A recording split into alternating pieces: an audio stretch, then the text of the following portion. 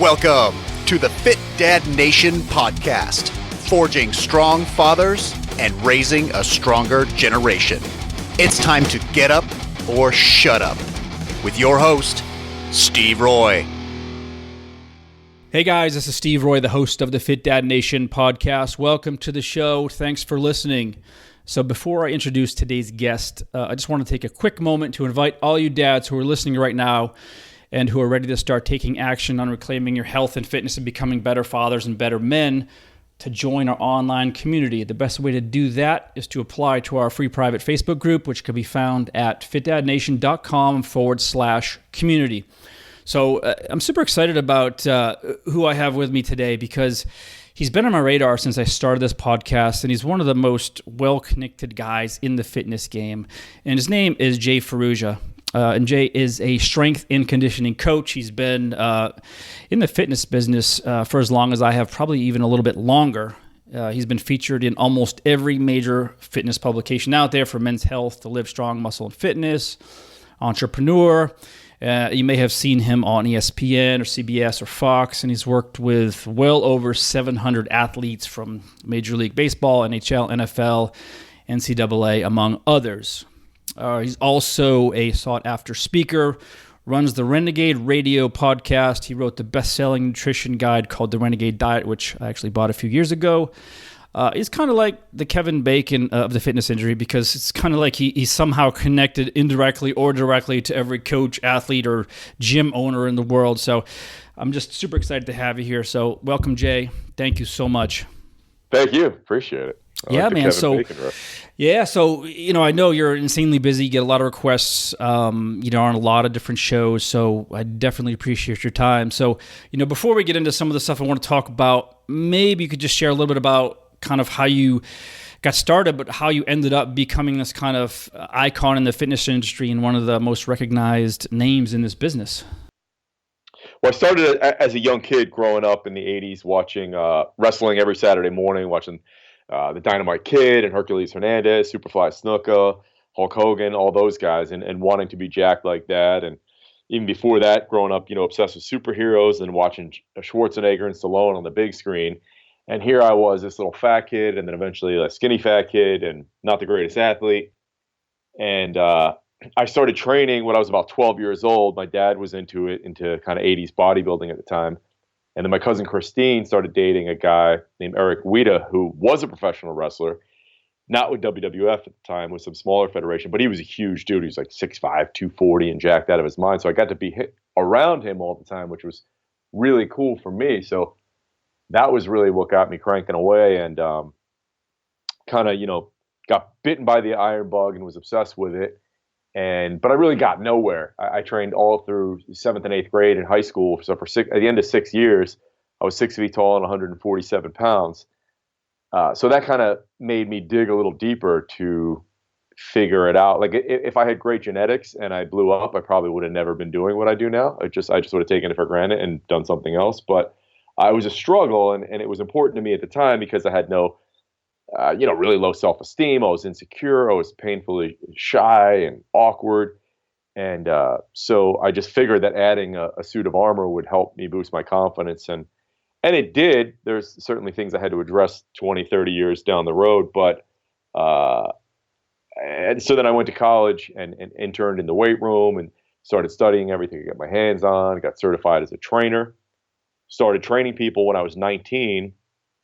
And it was going so well at the end of that summer, which is always mind-blowing to me because I didn't really know that much about training, and I certainly didn't know that much about business. But somehow by the end of that summer, I was on pace to make 6 figures at 19. So I transferred back home and said, wow, this is something. I got to really focus on this. And so that was it. That became my life. I transferred back home. I was going to school, working 12 hours a day in the gym. Over the next few years, I saved up every dime I could and invested it back into the business, meaning I was eventually able to rent space in a basement. So it was literally an underground gym. It wasn't just a kind of a marketing gimmick.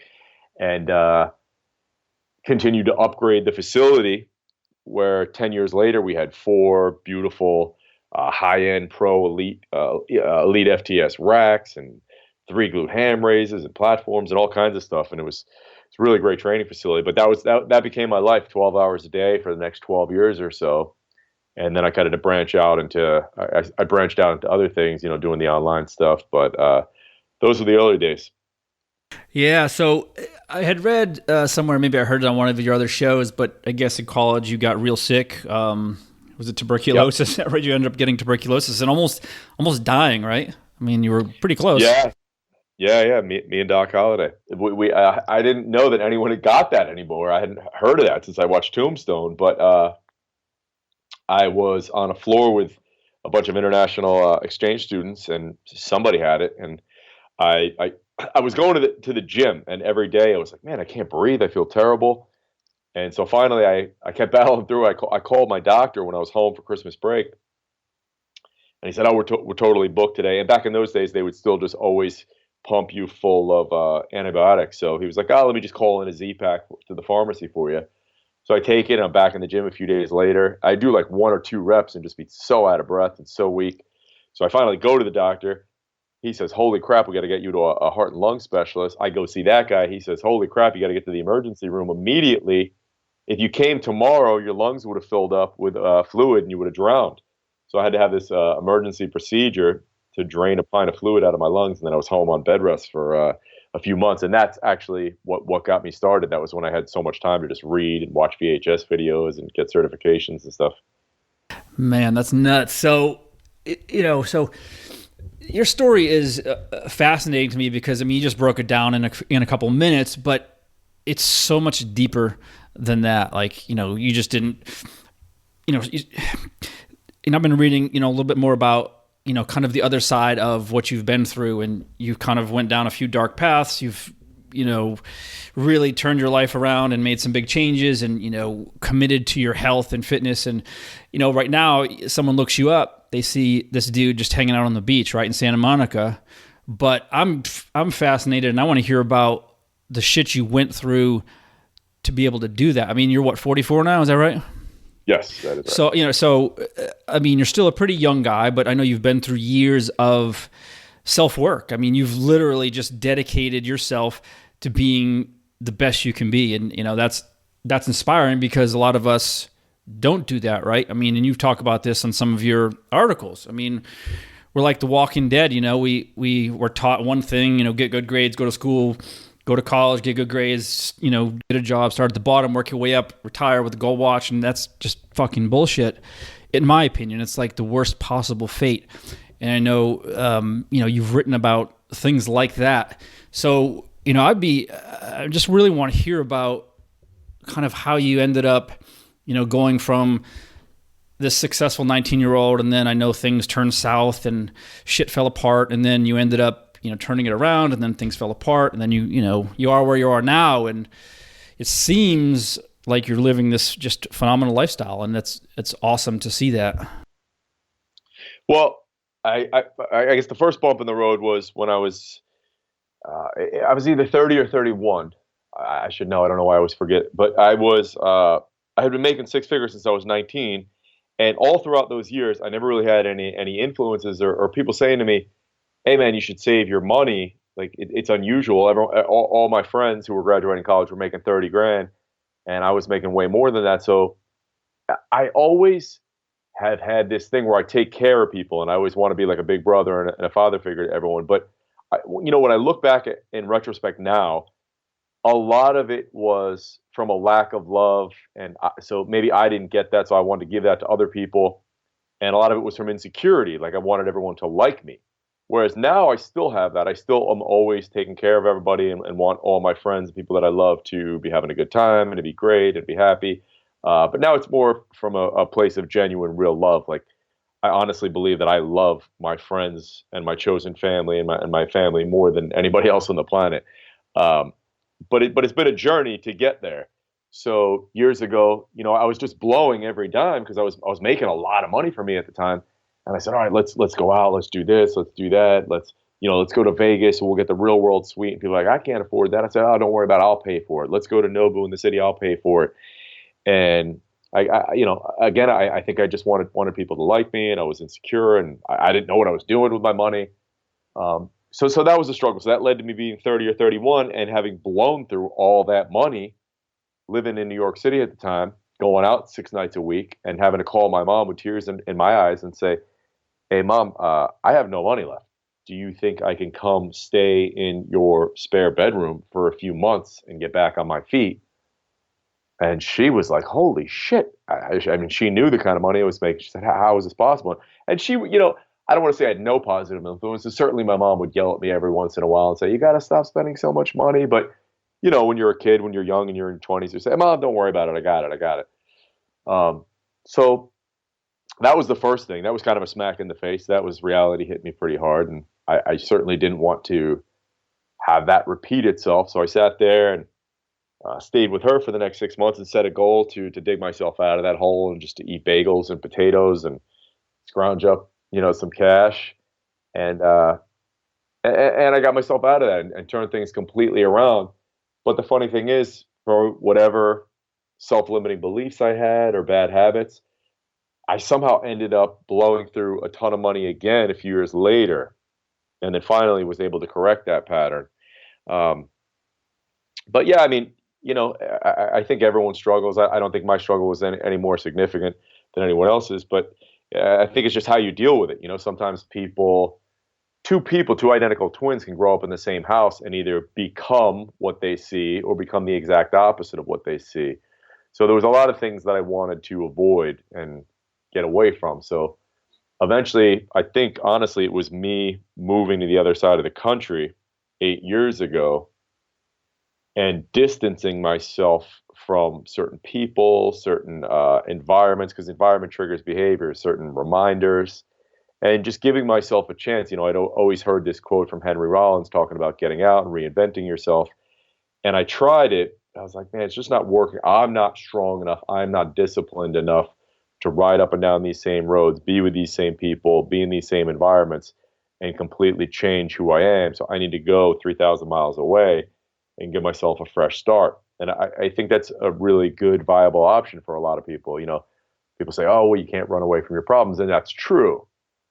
But you can get somewhere and give yourself a fresh start and a chance to reinvent yourself and a chance to think differently and be around other people. And that was a game changer for me.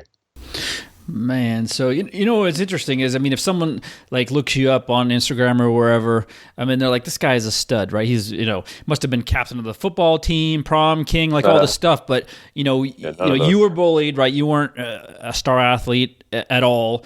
I went through a phase like that too, bullying. Very insecure, had a lot of issues with self-doubt. Introverted, and I know you have spoken about that as well. You've had to work really hard on not being so introverted. So that's what's so fascinating to me is, the self-work is such a big piece of, I think, what a lot of us are missing.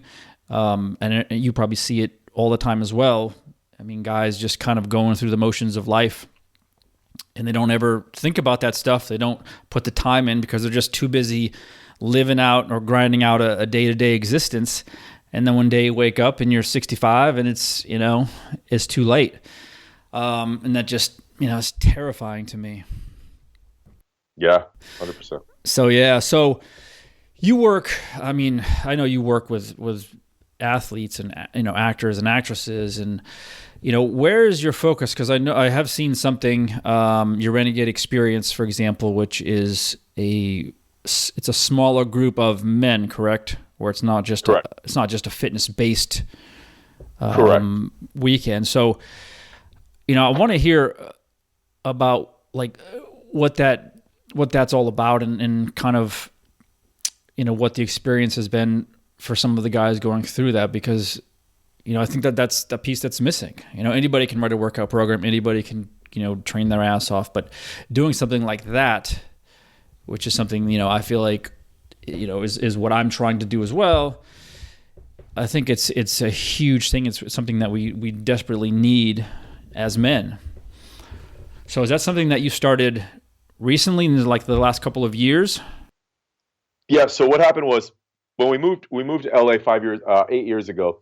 It was the first couple of years I was like, man, I really miss doing my live events, my workshops. I used to do them when we had the gym in Jersey. I had my own private training facility for 15 years.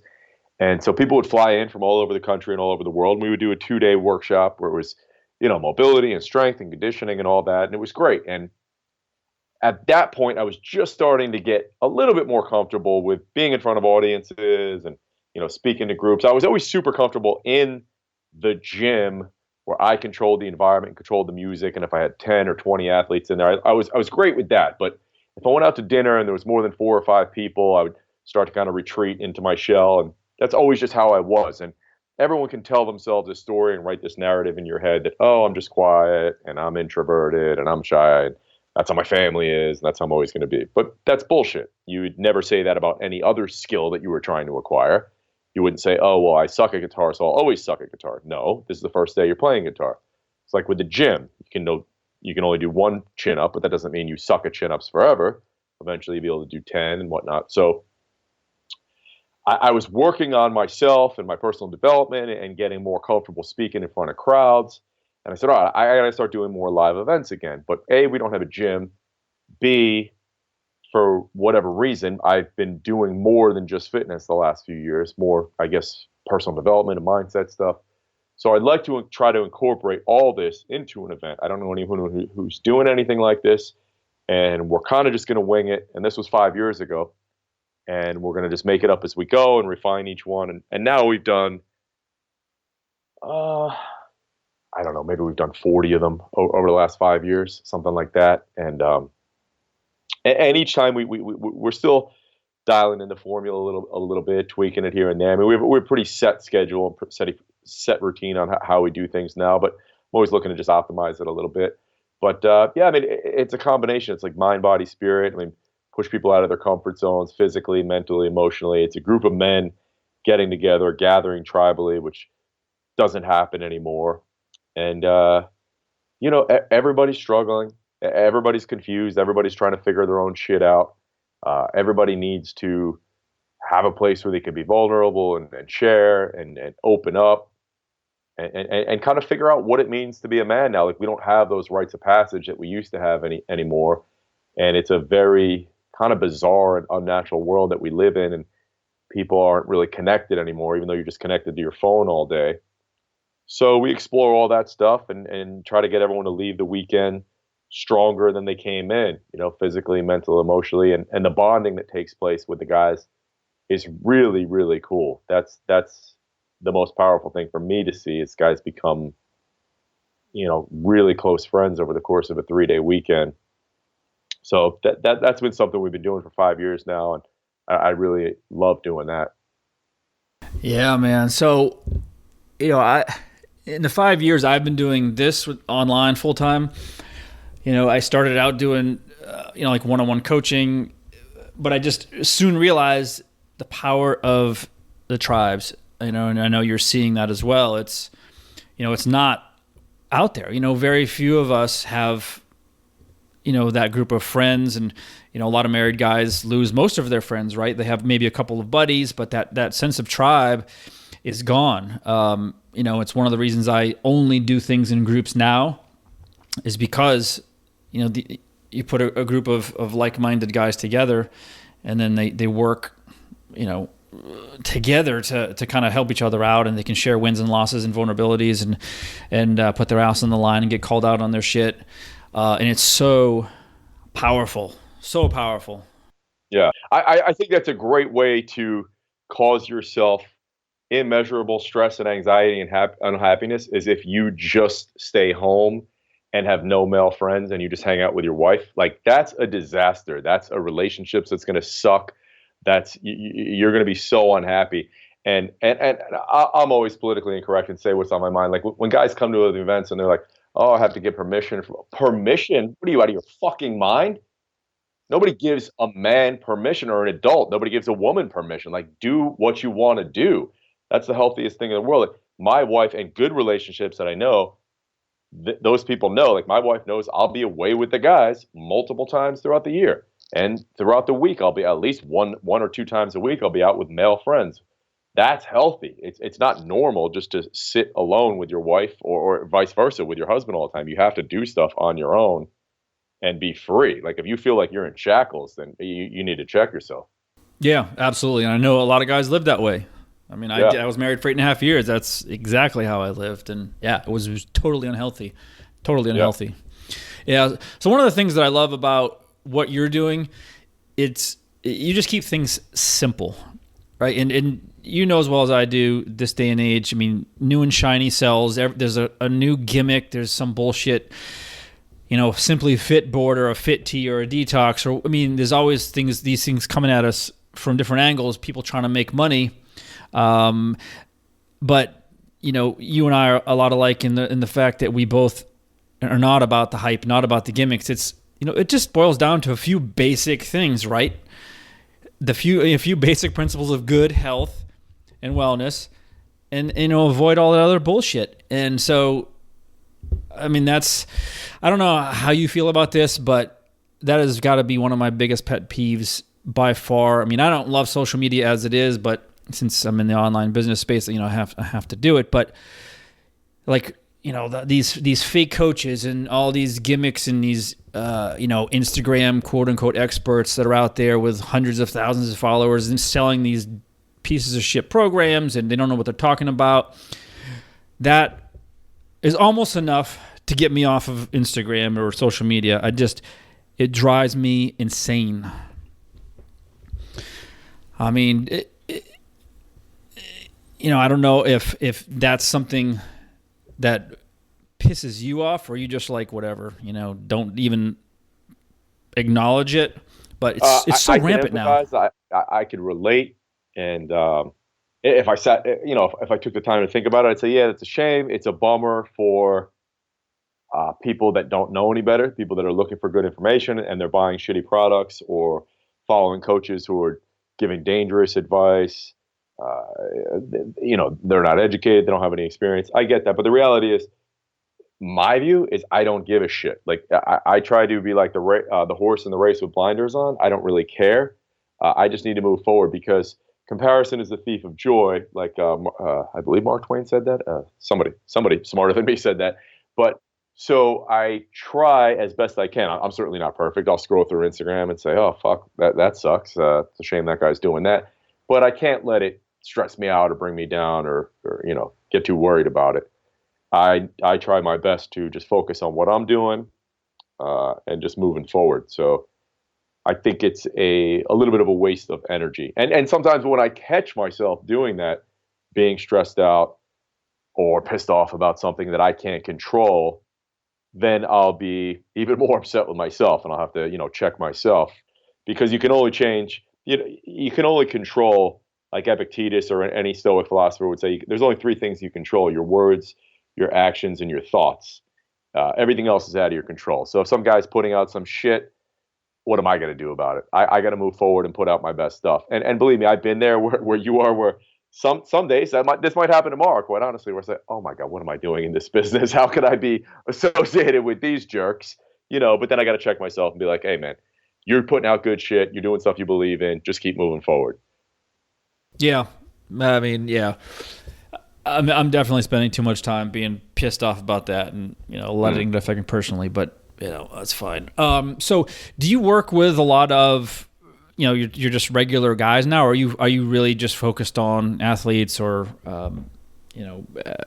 actors, that kind of stuff? Or are you working with the regular Joes? It's all over the spectrum. So we have our Renegade Brotherhood coaching program, and there's guys that are all across the board in that.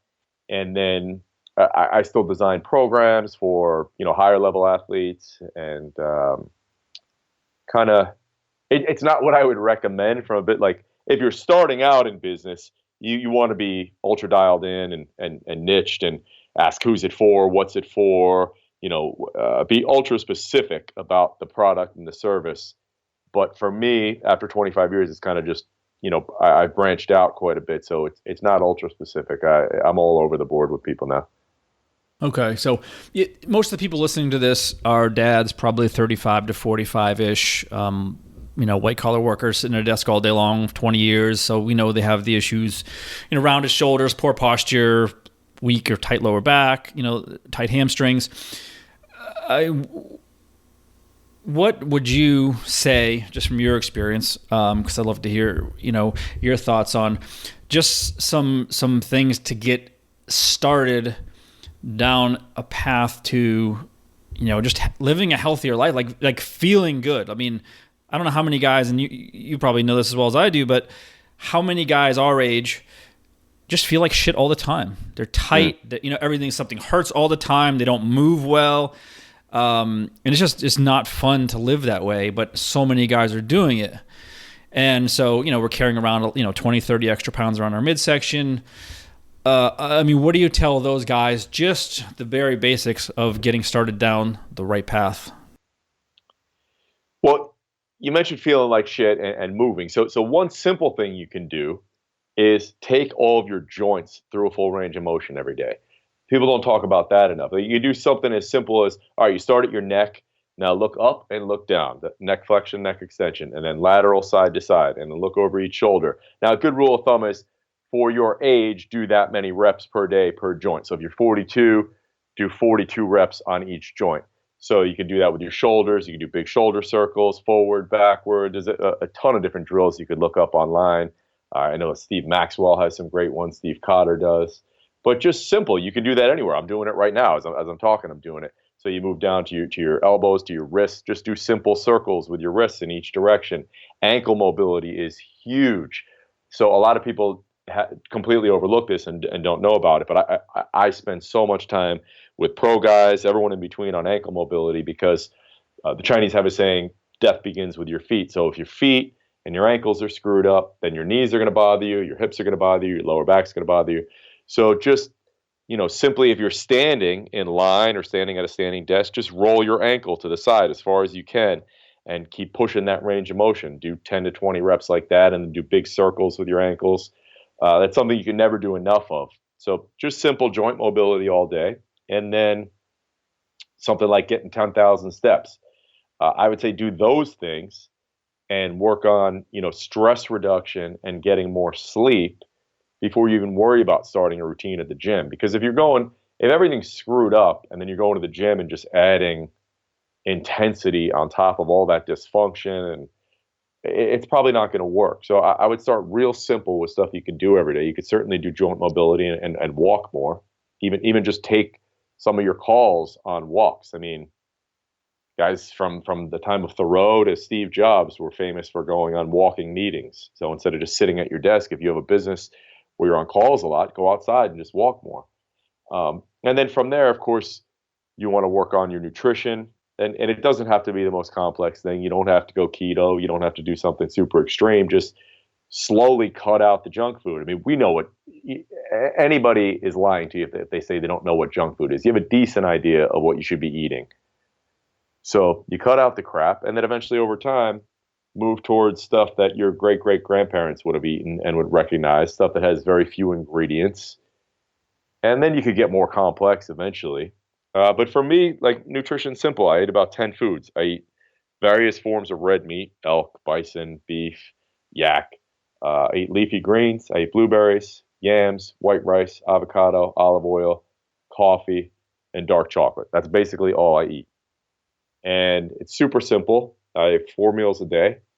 And, I might manipulate some more carbs on training days and less on off days, but that's about it. And then from there, if you want to get someone going on a strength training program, just do something at home. If you have limited time, it doesn't have to be a 2-hour session. Literally, all you need to do is push-ups, some bodyweight squats or split squats, and something to pull on. Like, get a set of TRX and do some kind of inverted row. You can literally do 1 or 2 sets of those 2 or 3 days a week, and that's plenty. Yeah, I mean, so that's exactly what I'm talking about. The simplicity of it, what you just explained, and almost anybody can do that.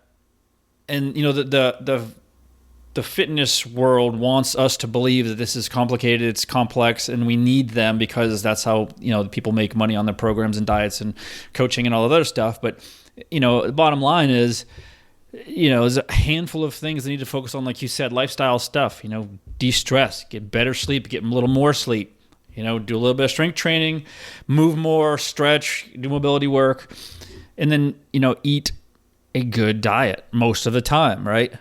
Yep. That it's harder to sell when you break it down like that. It's harder to sell, So that's why people are inundated with, I don't know what to do. What should I be doing? Keto? Should I do this? Should I do the P90X? And so it's confusing, and one of the struggles I'm sure that you face as well, but just information overload, just like, whoa. Let's forget about all that bullshit.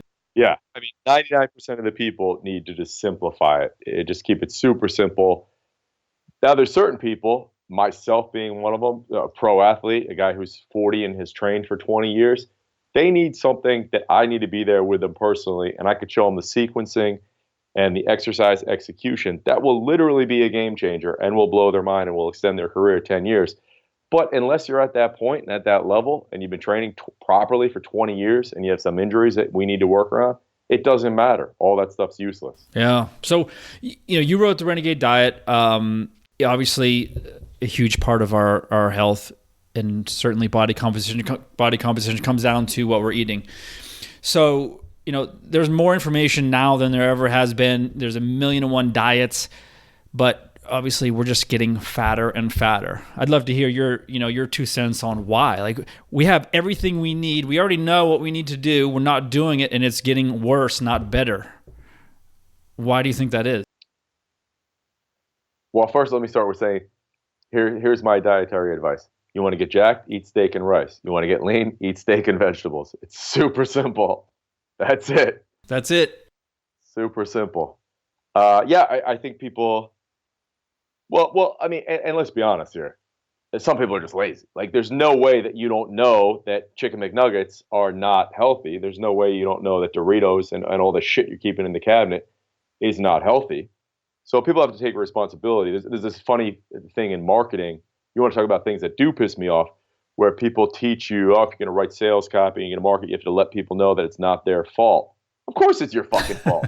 Yeah. Of course it is. That's insane. So accept responsibility. It's your fault.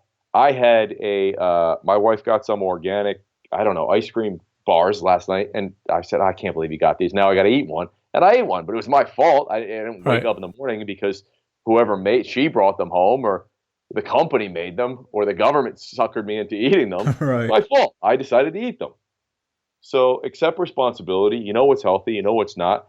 And force yourself not to have junk food in the house. If those weren't in the house, I wouldn't have eaten them. I wouldn't have gone down the street and gotten one. So I just think it's accepting responsibility. Yeah, I just posted about that the other day. It's exactly right. So how do you teach, like you personally, how do you teach your clients responsibility? Because it's obviously a huge problem. It's not just a one-off. I mean, people are blaming everything else. They live in victim mode. It's insane, but it's happening. I'm sure you've come across it with all the thousands of people you've worked with, that people that just aren't there. Is there something that you do specifically that you're like, listen, dude, this is your fault? Yeah, I think it's individual. I think that people have to paint a picture of their lives and what they want, and just realize that the clock's always ticking. You don't have a lot of time. You don't have time promised to you. And what is your vision like? And I really think that everything you do, the way you do anything is the way you do everything. So every habit, every action, the way you treat people, the way you treat your body, the way you miss workouts or don't miss workouts, it's all super important, and it all is connected. So, honestly, another thing that maybe is politically incorrect or whatever doesn't help some coaches who are in the position where they have to work with everybody is, I only work with certain people now. And I can only say that because I've been doing this for 25 years. But I would even say that to beginner coaches is have an application process, work with the kind of people that from day one are going to be great, are going to be walking billboards for your service. And because it is so draining, this. It's so draining to work with people who sap your energy and don't do what you tell them and always complain. And if that's what you want to do, cool. I just choose not to work with you. Yep. That's exactly it. Yeah, exactly it. So like what's a day look like for you now? I know you've gone through the days of 12, 14-hour hustling clients one after another. I mean, years of that. But how do you spend your time now, typically? Well, I wish it was like you said earlier, that I was just sitting on the beach. Chilling on the beach, surfing a little bit. Yeah. Not so much. I wish. It's so every morning I get up and I read, and then I have a little brief morning routine. I think I went through the thing that a lot of people do where your morning routine becomes this monumental thing. It's an hour long. So I just do I read, I meditate, and I write in a gratitude journal, and then I start on, because I'm home, I'm not leaving immediately, so I'm going to do whatever is the most important thing I need to do on the computer that day. It's the bane of my existence to spend an inordinate amount of time each day in front of a computer, so I try to just hammer it out in 2 to 3 hours, whatever's most important, and I try to ruthlessly edit that list. So there could always be 100 things that we could do, and I try to focus on the 20% and just do 2 or 3 important things. If you get one important thing done, one thing that's really meaningful, that really moves the needle, that's a successful day. If you've done 19 things and they're all kind of just busy work and you're just replying to email and you feel kind of a sense of accomplishment at the end of the day, but then when you really look at it, you're like, none of this actually made a difference. I was just busy. And I hate that feeling. So I try to avoid that. So I try to say no to most of the trivial shit and just do 1 or 2 things that's going to actually move the needle and move the business forward. Okay. And then the rest of the day, I do some kind of training every day. I enjoy that. I think most people don't need to commit to that. They can, like I said earlier, they can get stuff done in 15 to 20 minutes. I enjoy being at the gym for 90 minutes every day. And, that's kind of like The Rock says, like, that's my anchor, that's my foundation, that's my meditation, that's my time to be focused. And then after that, I'll usually do some kind of recovery stuff each day. So it's either sauna or massage or cryo or something like that, float tank. And each day I'll usually have at least 1 or 2 coaching calls, and I'll do what I said before, is take those on a walk or something. And then I'll read again. I read in the morning just because it kind of gets my day started, but it's only a short passage. And then I always make sure I read for a bare minimum of 20 minutes later at night, if not an hour. And then, that's about the gist of what goes on an average day. Wow. So it seems like reading was maybe one of the catalysts that got you back into where you are now. I mean, you quote a lot of books, and I know you're a voracious reader. And, I think obviously it's a fantastic habit. We don't do enough of it. It's hard to get away from your phone or your iPad, especially like, bedtime type of stuff, which obviously we know is now killing our sleep. It's causing problems, all that blue light, but huge. But you mentioned something that I struggle with personally. It's meditation. And, I've heard so many people talk about the benefits, and I don't know if this is something you struggled with in the beginning, but I can't seem to slow my mind down long enough to get any benefit from it. Like I just can't seem to stop. Did you have that issue in the beginning? Yeah, I really can't either. But friends of mine who are, I guess, at a higher level of expertise in meditation, have been doing it for years, say that that's pretty normal and that most people can't. It's just the act of trying and just sitting there and being cognizant of when those thoughts come in and trying to just focus on your breath. And I used to meditate for 30 minutes all the time. Now it might be 5 minutes. I think it's just another one of those things where people bite off more than they can chew, and then that habit goes by the wayside. It's better to start with something small and manageable and reasonable. So I find that an app helps me more so than just trying to sit there in silence. So I'll put headphones on and use a meditation app. And certainly for me, going to a float tank is next level meditation, where because it's total sensory deprivation. So you're floating in water that's a foot deep and it's 1,000 pounds of Epsom salt in it. So you're floating. You have just no sense of if you're in outer space. It's pitch black. It's dead silent. I'm actually doing that later today. I go once a week for 2 hours.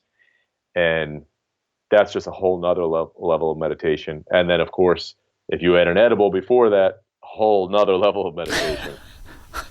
I actually tried that once, the floating tank, and it was so awful for me that I had to get out in the middle of it. So here's what's funny is I did that the first few times too, and everyone I know has had the same experience. But I said, you know what, I got to push through because people that I know and trust really believe in this. And now I go 52 weeks a year for 2 hours. Wow. I love it. But it is, at first, it's a little freaky. It's claustrophobic. I remember just sitting in there, I'm like, oh my God, I could just hear my heart beating. I can't stop my thoughts. I'm freaking out. I got to get out of here. But now it's one of my favorite things. And I'll tell you one thing. I solve so many life and business problems in the float tank. And one of the greatest endorsements I ever heard for the float tank was from Joe Rogan. And Greg Fitzsimmons, a fellow comedian, said to Joe Rogan, he said, Joe, in the 10 years I've known you, you have grown and evolved more than anyone I've ever known. What do you attribute that to? And as I'm waiting for Joe to answer, I'm thinking, man, what's he going to say? This could be a whole array of things. He says, the float tank. I love it and got so much out of it that I bought one and put it in my house. And I go in there every day to figure out what's wrong with me, what's wrong with the world, what's wrong with my view of the world. And it's an absolute game changer. So I would ask everyone, and I would even say to you, dude, like, give it another shot. Go back in there. It's so worth it. Wow. Huh. Maybe. Yeah. Maybe. Right. Or take an edible and try it, because then it's a whole nother level. Shit. So one last thing too. So, like I mentioned, most of the guys listening to this show are probably just getting back into it. You know, their idea isn't to have six-pack abs. It's just to look better, maybe be sexier to their wife, you know, feel better, move better, be a little stronger, maybe see some muscles in the mirror type of stuff. You know, what are a couple things as far as movements? I don't know, we talked, you said air squats or something to pull on, push-ups, but, you know, in my opinion, you know, something like just incorporating some sled work, or I send a lot of my guys on hill sprints, you know, once a week or so. What are a couple of your go-to movements like that just kind of work so much, like so much bang for your buck that, you know, they should be, assuming no injuries, they should be doing it? Yeah. So before I get to that, you said, you know, be more sexier and more appealing to your wife. Uh-huh. One thing, just let me add there. Tony Soprano, James Gandolfini, was once voted one of the sexiest men alive. The most appealing thing for anyone is confidence. So many guys give up, and then they are in their house and their relationship, and your wife becomes your roommate, and you allow her to see you being weak all the time. You're complaining, mm-hmm. You're pissed off, you're bitching, you're doing stuff that you would never allow your friends to see. You would never allow your coworkers to see. And you're just driving her away, and she's less attracted to you. If you practice being confident, being strong, if you have high self-esteem comes from making promises to yourself and keeping them. So if you start a diet and then you stop it, that's weakness. Now your self-esteem goes down, your wife's level of attraction to you goes down. So that is super important, and I would be hyper aware of those things. How are you carrying yourself? How are you acting? Are you keeping the promises you made to yourself? Also, are you keeping the promises you made to other people? Because that also chips away at your self-esteem too. And then before you know it, you're always bummed out. Your relationship goes to shit. So that we could talk about for hours, but that's super important. But then I do agree with the movements you said. Hill sprints, key. I've been doing those since Walter Payton got me into them back in '85. Mm-hmm. Huge. Pushing a sled, awesome. You want to press, you want to pull, you want to squat, you want to hinge, you want to carry. So some type of squatting movement, whether it's a goblet squat, a kettlebell front squat, a single leg squat, those are all essential. Some kind of hinge, you need to learn how to hinge. So any kind of deadlift variation, a single leg, a kettlebell, a barbell, a trap bar, kettlebell swing. I love push-up variations. You never outgrow or get strong enough to not include push-up variations anymore. And then that might be, you could do push-ups forever and never touch a barbell or a dumbbell. You know, Spider-Man push-ups, Superman push-ups, Archer push-ups, ring, inside the rings, whatever. And then some type of row, upper body pulling movement. And the reality is most people should do more rowing than chin-ups. And so more horizontal rowing, horizontal pulling than vertical. That keeps your shoulders healthier. So anything you do, ring rows, dumbbell rows, anything like that. Okay. Yeah, I'm still thinking about what you said about confidence. You know, that's obviously a huge topic. I mean, we could talk about that for 3 hours. But yeah, I mean, when you're saying that, I'm thinking in my head, what am I doing right now? Because I've been in a relationship with a woman for 5 years now after my divorce, and it's a great relationship. But yeah, I mean, I'm thinking of all the things that I do that are probably, you know, turning her off in some aspect, you know. Yeah, it's really got me thinking about it. Like, Well, so the reality is that every single person in your life, your mom, your wife, your son, your best friends, your coworker, your boss, they all treat you the way you tell them to treat you subconsciously. Everybody you can be your own Jedi master and Jedi mind trick people into doing whatever you want, acting whoever you want. You give them permission. And so anytime you have a problem with a relationship in your life, no matter who it is, your best friend, your wife, it's 100% your fault. You've led them to do that. If you find people around you are complaining and gossiping more, it's because either you've started complaining and gossiping more, or you've allowed them to start complaining and gossiping more. And what I mean by allow them is you can totally change directions. Like I used to have a lot of people who do that around me. Now nobody does it around me because they know I don't accept it. I don't chime in and say, yeah, you're right, that guy is an asshole. Or yeah, that's fucked. What a terrible way to live. I don't say a word about it. I slowly Jedi mind trick them into talking about something else. We might talk about the Yankees and how much better they are than the Red Sox. Whatever it might be. But that's all 100% in your control. So if anytime you find yourself saying, oh, I hate being with this person, I hate what they talk about. Nope, you could change that. Yeah, that's a good point. So, I mean, looking at you, listening to you, I mean, you exude confidence, but it wasn't always like that, obviously. I mean, back in the day, you weren't like that at all. It was just a matter of time, like just working on yourself over time, that you've built yourself into a person that's who you are today. It's time, and just focus on the right things. I wish I did it sooner, but I mean, we've seen transformations in guys in our program where we meet up every 90 days, and sometimes you don't even. I remember Kenny, one of the guys in our group, was walking towards us, and from a few blocks away, Mike, who runs it with me, said, "Is that Kenny?" And I said, "I don't think so." And nobody thought it was Kenny just because of the way he was carrying himself. He was walking down the street like he's the Rock, and prior to that, he was so shy and so socially awkward and lacked confidence. It's just, if you get around the right people, if you have the right mentors and coaches and accountability, and you read the right books, and you just wake up every day and practice, and you leave the house playing that role of whoever you want to be, whoever your ideal is, you could easily make that a reality and become that person. I mean, everybody, kind of learns and grows at a different rate. For some people, maybe it's 90 days. For some people, it's 3 to 5 years. And the reality is you never get, quote unquote, there. Like, I'm not there. No one's ever going to be there. Mm-hmm. We all have this misconception that, once I get there, once I make this much money, once my body looks like this, then X, Y, Z, it'll all be good. I'll be happy. No, that's never the case. We're always on the hunt. We're always on that journey. But it is possible to get significantly better in a short amount of time. Yeah, and that plays a huge role. And I'll be honest. I mean, I've spent plenty of times, questioning myself. Even, I've come a long way. I've been through a lot of shit. And I'm lucky to do what I do. Right, I get to do this full time. I'm helping other men, other dads. But yeah, sometimes you're sitting here and you think, who the fuck am I to be doing this? Like, how am I qualified to do this? And it's there. I mean, I work out, I'm fit, I feel pretty good for 47 years old, but, there's always those conversations in your head that are like, am I good enough? Am I qualified? And so.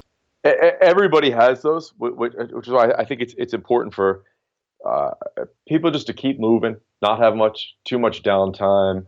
I think having downtime when you're doing something good and you're with friends and you're unplugged, that's great. I mean, too much alone time where you just sit there and think and cause yourself either depression about the past or anxiety about the future, that's not really good. And I think all high performing kind of people kind of struggle with that same thing. I mean, I know so many people who are, high level actors and performers and pro wrestlers and whatnot who all suffer with the same things. They all doubt themselves. A lot of people have imposter syndrome. A lot of people are trying to figure it out.